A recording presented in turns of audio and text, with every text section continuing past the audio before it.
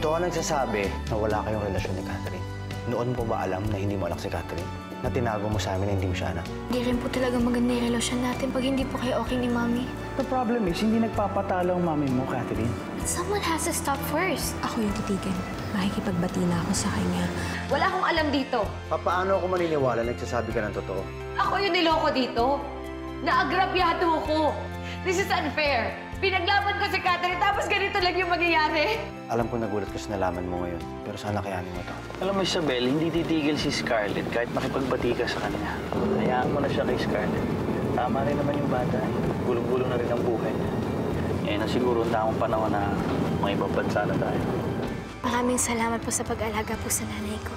Salamat dahil nandiyan ka nung wala ako sa piling ni Isabel. Yes, yung sagot ko. Dun sa alok mo na mga ibang bansa tayo. I promise you, magiging masaya, magiging bagong buhay natin. Catherine, halika dito. Meron kang kailangan.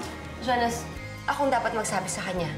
Tandaan mo to. Kung ano man yung nagawa ko sa'yo in the past, sana patawarin mo ko. Mahal na mahal kita. Yan ang DNA test result ni Catherine at Scarlett. Malinaw na sinasabi dyan na hindi sila mag-ina. Kilala ko si Scarlett. Gagawin niya lahat para ilis ang katotohanan kay Catherine. Hindi mo pa ba nasasabi sa anak ko? Sabihin mo na lang kasi yung totoo, Scarlett. Kung hindi mo sasabihin, ako magsasabi sa kanya yung totoo. Ano na, Scarlett? Pinangako ko pa naman sa sarili ko na kapag tumapak ako dito sa pamamahay mo, irerespeto kita. Dahil pakiusap sa akin ni Catherine. Pero sa tingin ko, hindi ko matutupad ang pangakong yun. Isabel, nanggaling na rin mismo sa'yo. Pamamahay ko to, kaya pwede ba umalis ka na? Nay, tama po si Mami. Baka po mag-away na naman po kayo eh. Hindi, anak. Kung mag-aaway man kami ngayon, dahil yun sa kapakanan mo. Anong alam mo sa kapakanan ng anak ko? Umalis ka na, Isabel. Nagugulo ka lang sa amin. Hindi ako aalis! Catherine, umakit ka muna sa kwarto mo. Sige na. Hindi. Catherine, huwag ka umalis. Makinig ka. Hindi mo totoong nanay si Scarlett.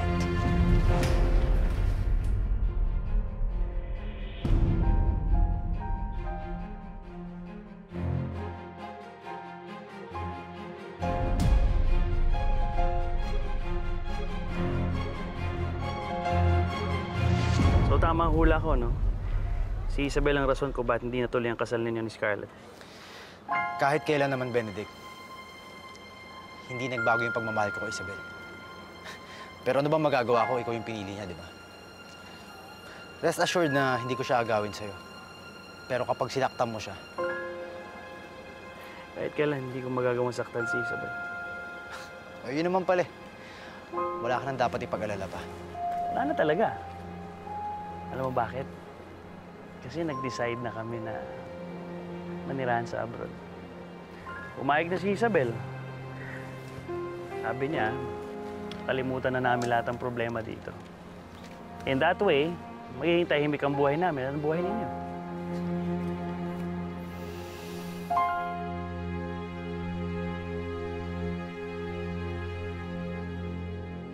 Yun ang totoo, Catherine.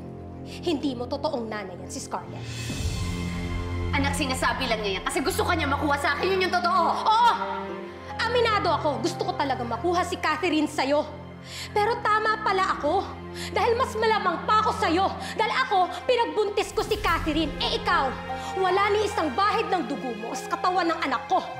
Hayop ka. Ilang beses ko ba dapat ipamukha sa'yo na binayaran lang kita para ipagbuntis ang anak ko? Sabihin mo na lahat ng gusto mong sabihin. Pero yung DNA test, nandun sa labas kay Jonas. Gusto niyo makita yun.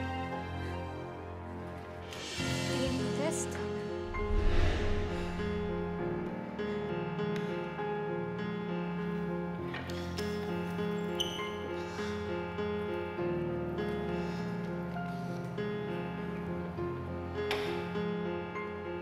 DNA test?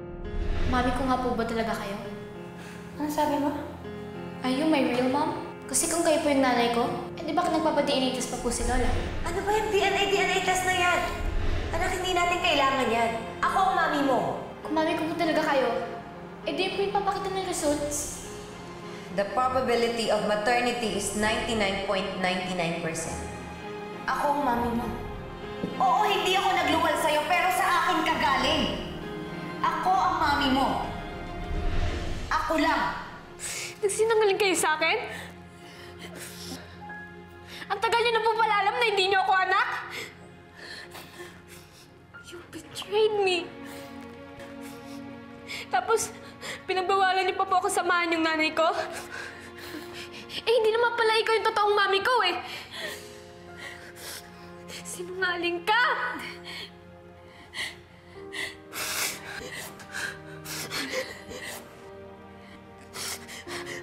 I hate you! Anak, Catherine! Anak! Ano? Wag!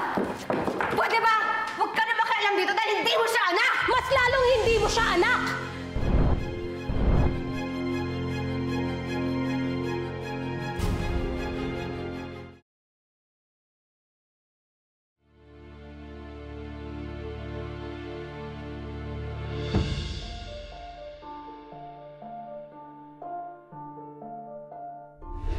Di ba gusto mong magbanyo?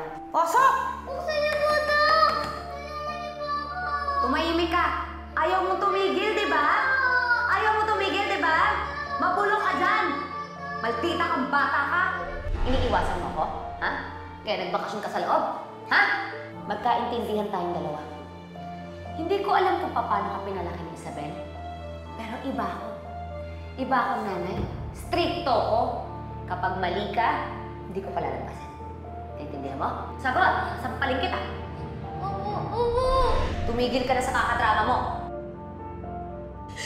Hindi ko na po kaya yung mga ginagawa niyo sa akin. Kung saktan niyo po ako, bakit hindi niyo po ako anak? Kung alam ko lang magiging ganito kayo, sana hindi na lang po kayo yung nanay ko. Wala ka talagang respeto. Mabuti na lang talaga, hindi ikaw totoong anak! Kaya pala wala akong nararamdamang pagmamahal sa'yo. Dahil hindi pala talaga kita nanay. Kasama mo. Sinungaling ka sa akin.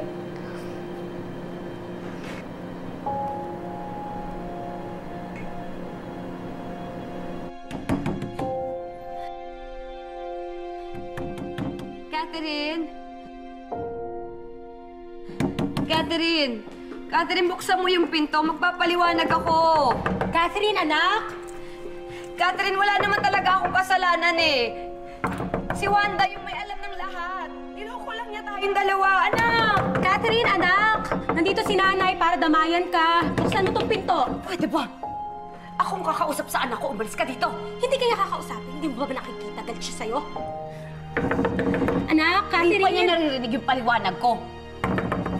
Catherine, anak! Anak, Catherine! Buksan mo yung pinto. Buksan mo tong pinto. Nandito si nanay. Anak! Catherine! Catherine! Umalis ka na.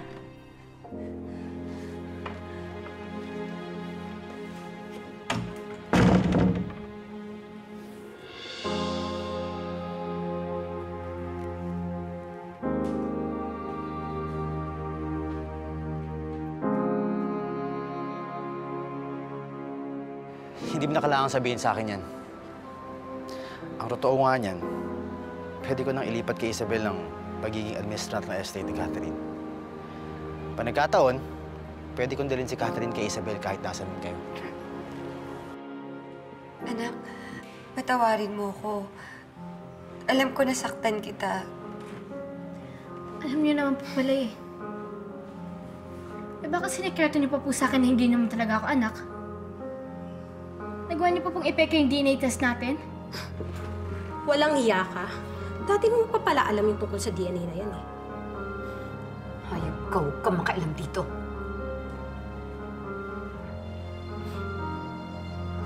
Mami, please sabihin niyo sa akin.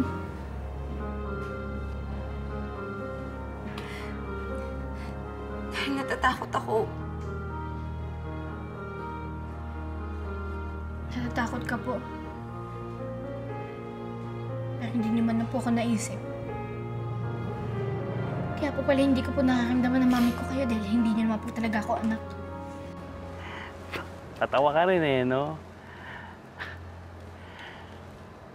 Sinasabi mo hindi mo maaagaw sa akin si Isabel at di mo siya aagawin. Pero nakaumang naman ang mga plano mo dyan eh. Hindi mo makukuha sa akin si Isabel. She's mine.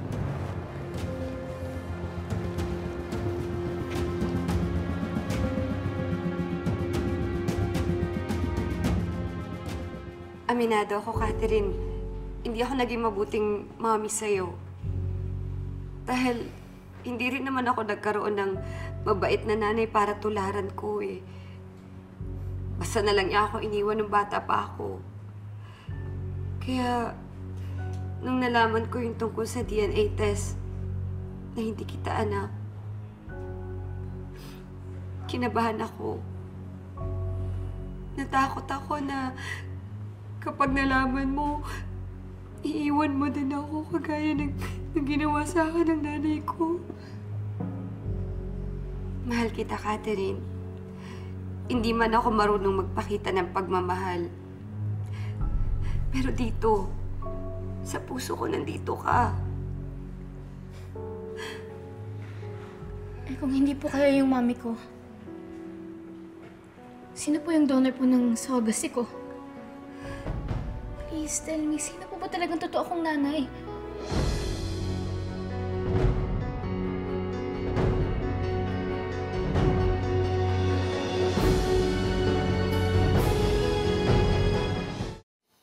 Ano? Sagutin mo yung bata, bakit hindi mo sabihin sa kanya yung totoo? Dahil hindi ko alam. Yan ang totoo. Imposible. Mami, please, sabihin niyo na po sa akin, no? Anak, kung alam ko lang sasabihin ko sa inyo yung totoo. Pero si Wanda lang yung nakakaalam ng lahat.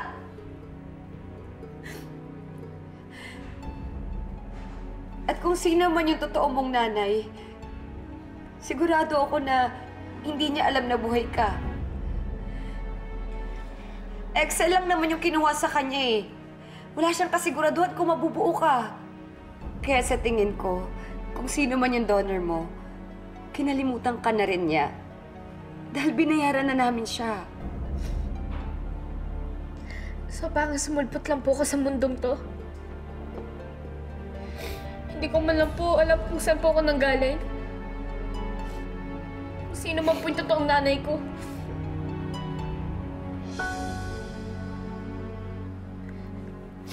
Catherine, saan ka pupunta? Wala kang karapatan na pigilan ako dahil hindi ikaw yung tunay na ina. Huwag ka magyabang. Oo, siguro. Pareho tayo ng estado ngayon kay Catherine. Pero baka nakakalimutan mo. Nandito ka sa pamamahay ko. Kaya pwede kitang kalad ka rin palabas. Lumayas ka! Oo, aalis ako ng kusa dito dahil alam ko hindi ko to lugar. Pero nakakapagtaka lang, bakit kating-kati ka na paalisin ako dito? Ano pa bang tinatago mo? Ano pa bang itatago ko? Bulgar na ang lahat ah!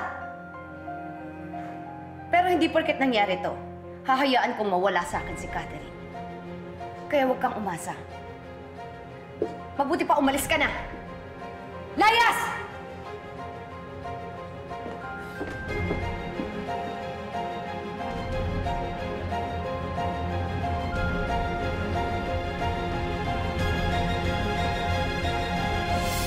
Si Tita Matilda ang nag-utos para ipa-DNA test ulit si Catherine. Ang ibig sabihin, alam niya yung totoo.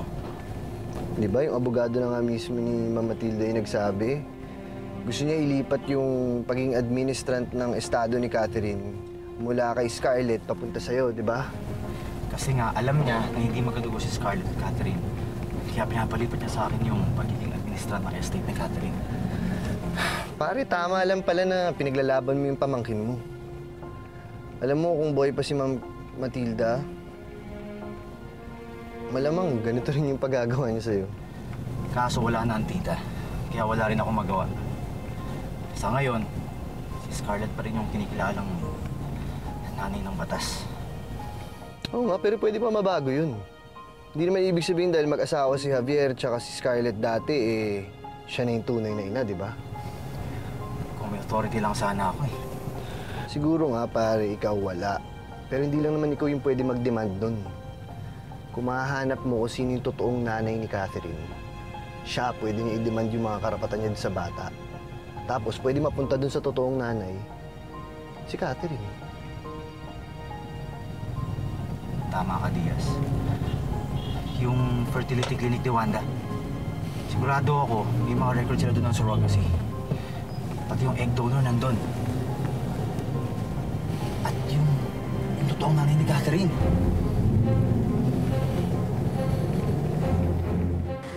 Alam mo, hindi talaga ako maniniwala. Kahit ano pa sabihin ni Scarlett. Dahil alam ko meron siyang ibang motibo kaya niya tinatago yung katotohanan. Si Catherine.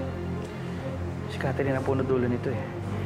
Hindi ba si Matilda yung nagpa-test ng DNA nila?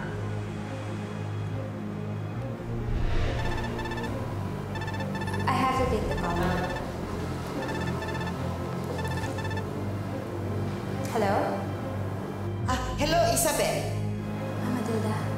Kailangan nating mag-usap. May sasabihin. Wala kang tatawagan! Akin na yung phone ko!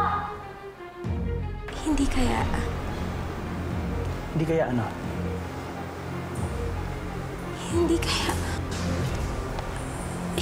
alam ni Ma'am Matilda yung katotohanan kaya siya napatay? At isa lang naman ang motibo na para gawin niya. Si Scarlett? Si Scarlett lang may kagagawa ng lahat ng to.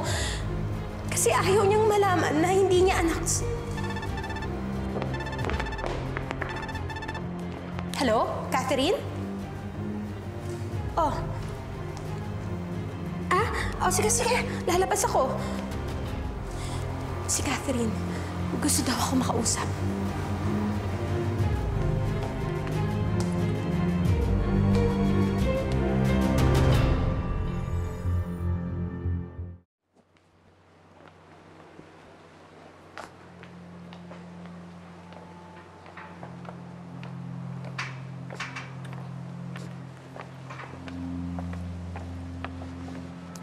Oh. Catherine, anak. Kung gusto mo pumunta dito, dapat tinawagan mo ko para nasundo kita. Ano, mabuti pa. Pumasok na lang tayo sa loob. Doon lang tayo mag-usap. Hindi na po.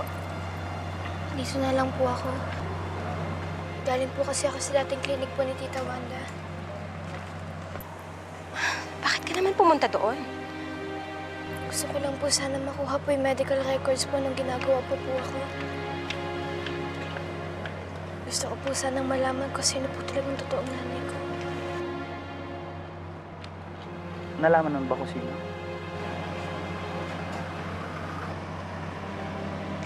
Kahit ako nga po yung baby po ng product ng surrogacy, ayaw po nila ibigay po sa akin yung pangalan po ng egg donor eh. Si Mami lang daw po yung merong access dun sa mga records.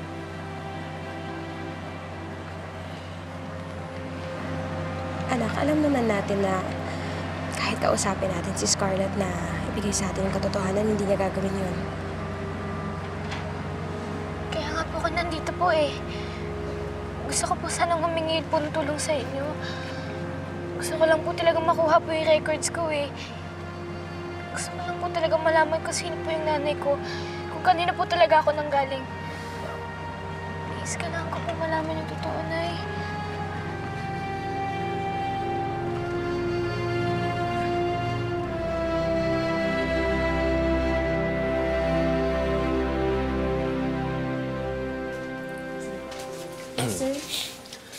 Hi, dito ba yung opisina ni Dr. Wanda Sales? Opo, sino po sila? Fiancé ako ni Scarlett. Kaibigan namin si Doktora. Gusto ko lang kasi makita kung meron bang file si Wanda kay Scarlett. Ganun po ba? Pwede naman po. Kasama niyo po ba si Mrs. Scarlett? Actually, ako lang eh. Pero, mayroon lang naman ako titignan sa files. Ibabalik ko rin naman, di ko kukunin. Please, Nay, tulungan niyo po ako, please.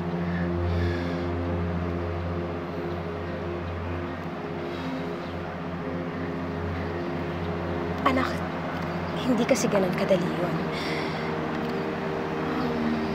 Kapag kinuha natin yun na walang paalam, para rin tayong nagnakaw. Simula po ng bata po ko, iba-iba na po yung sinasabi po nila kung sino po talagang nanay ko. Lagi na lang po ako naniniwala sa iba. Wala po ba akong karapatan na malaman po yung totoo? Pero Catherine, Okay lang po. Nagbabakasakali lang naman po kung tulungan niyo po ako eh. Hihingi na lang po ako ng tulong sa iba. Ay, pasensya na po, sir. Si Mrs. Scarlett lang po may access sa files niya eh. Miss, kasi importante lang talaga. Family matters to eh. Sorry talaga, sir. Sumusunod lang po ako sa policy. Thank you, sir. Next. Catherine, sandali.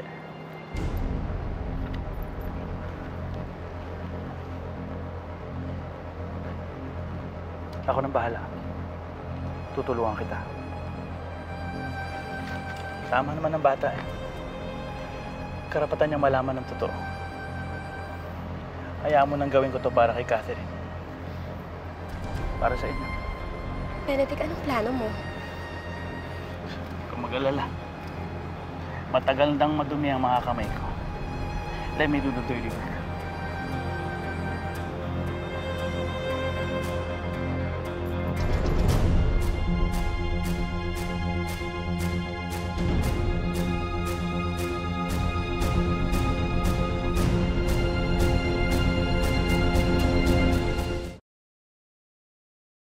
Catherine? Catherine? Wala, maaga umalis. Ha? Saan nagpunta yung batang yon? Dapat pinigilan mo.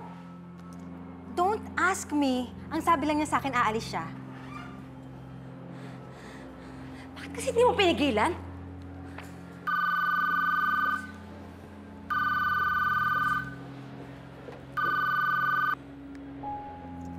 Hello? Ay, yes, nandito siya. Sandali lang. Sa records office daw ng fertility clinic. Ikaw ang hinahanap. Hello? Inform ko lang po kayo na may nagpunta dito para tingnan ng records niyo. Sino daw? Anak niyo daw po, Catherine Mercado. Si Catherine. Oo, anak ko nga siya. Ma'am, may isa pa po, si Mr. Jonas Ocampo. Pati si Jonas. Huwag kayo magbibigay ng impormasyon kapag wala akong authorization, ha? Noted po, ma'am. Thank you. Sige. Ayaw pa talagang tumigil sa pagkalkal ng impormasyon ni Jonas at ni Catherine. Sorry sila. Wala silang malalaman. Hello? Kung secret man yan, open secret na siya. Eh, alam naman ng lahat na hindi mo anak si Catherine. Kailangan mo ba ulit-ulitin ang obvious? Ang hindi nila pwedeng malaman kung saan kinuha ni Wanda ang Excel. Eh, mahirap na nga yung matrace. Kasi, malay mo, patay na yun. Sana nga patayin mo. Unless si Isabel. Si Isabel lang! Tumahimik ka, ha? Tumahimik ka, Patrick. Bakit mo ako pinapatigil? Tama ba yung hinala mo si Isabel? Tumahimik ka! Sabi ko na nga ba eh. Si Isabel yung... Ano ba? Tumahimik ka na! Oo na. Si Isabel na yung nanay ni Catherine. Masaya ka na? Ngayon alam mo na kung bakit ako nagngingit-ngit sa galit sa kanya. Dahil hindi pa tapos ang bangungot ko. Bumalik pa rin. Kaya kahit ikamatay ko pa, wala silang malalamang sekreto.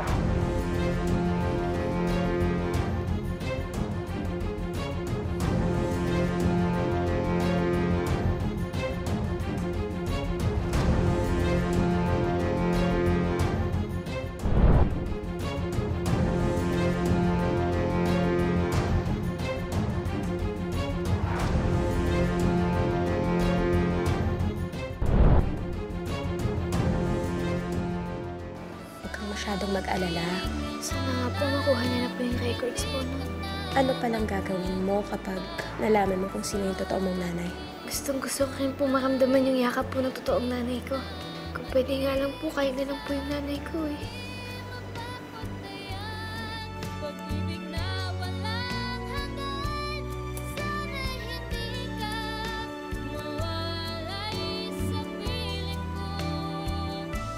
Mumurahin mo na lahat.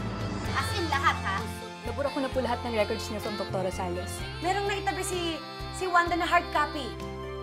Hanapin mo! Sige po, ma'am. Sandali lang po.